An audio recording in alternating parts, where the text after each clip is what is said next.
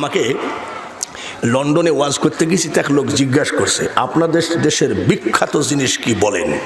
তা আমার সাথে আমি আবার ইংলিশে একটু কাঁচা দুভাষী নিয়ে গেছি। তো আমি বলছি কী বলছে, বলে বিখ্যাত জিনিস কি তাই বলতে বলছে। আমি বিখ্যাত জিনিস সব, তার মধ্যে ফার্স্ট ক্লাস বিখ্যাত জিনিস হলো কুসুর। কুসুর চিনেন তো? আখ। আমাকে বলছে কি ব্যাপার? তা বলছে গিয়ে আপনাকে যদি দিয়ে আপনি পলায়ে যাবেন, লাঠি দেখলে দৌড় মারবে না, কিন্তু আল্লাহর কি কুদরত বাংলাদেশে রেখেছে আল্লাহ লাঠির ভিতরে শরবত। একটু গিয়ে দেখেন বাংলার মানুষ কত সুখে শান্তিতে আছে। আমাকে লন্ডনে ওই যে খাইতে দেয়, আমি বলছি এ মানুষে খাই নাকি? আচ্ছা ফেলান। তো বলছি আপনি কি বংশের সওয়াল? আমি সেই শোনো টাকি মাছের ভর্তা লিয়া। আমার মামা কয় আজ পেট ভরে ভাত খাওয়াবো। আমি কি খাওয়াবো কিনো দেখি।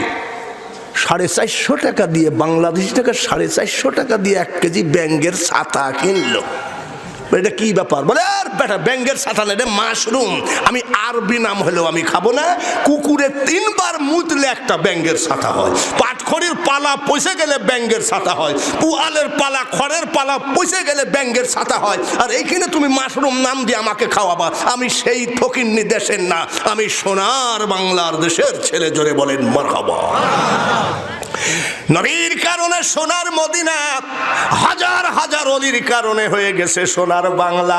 জাতীয় আন্তর্জাতিক চক্রান্তে তাম পৃথিবী ধ্বংস হতে পারে, এই সোনা দিয়ে 2টা দেশ লেখা, সোনার মদিনা আর সোনার বাংলা। এই 2টা দেশ কেউ ধ্বংস করতে পারবে না। আপনি 150 টাকা দামের স্ট্যাম্পের উপরে আমার সিগনেচার করে নিয়ে যান, আমি কবরে গেলে আমার ছেলে মেয়ের নামে বিচার দিয়েন, এই 2টা দেশ কোনোদিন ধ্বংস হবে না। নারায়ে তাকবীর। সবাই বলেন মারহাবা।